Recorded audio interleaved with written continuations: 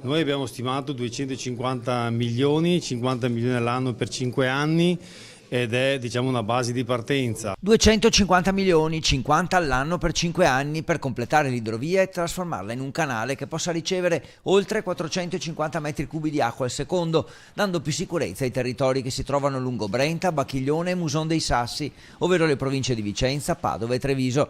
L'onorevole Caon ha presentato 2 settimane fa, in piena emergenza maltempo, una proposta di legge che nelle scorse ore ha trasformato in emendamento. Obiettivo: inserire subito nella finanziaria questi 250 milioni. Se qualche parlamentare veneto voterà contro, fa sapere Caon, sappia che troverà il suo volto sui manifesti che il deputato promette di far girare in tutto il Veneto. Da ieri l'ho trasformato in emendamento alla finanziaria che andremo a votare entro fine anno. Se il governo vuole aiutare davvero l'equilibrio idrogeologico del Veneto, lo dimostri, sottolineano i promotori. Un progetto che coinvolge anche 30 comuni e altrettanti sindaci che uniti sono favorevoli a far approvare il documento dal Consiglio Comunale. Ho pensato di trasformare questo canale, che oggi ha già tutto quante le infrastrutture già pronte, hanno già le strade fatte, basta solo scavare e portare fuori l'acqua.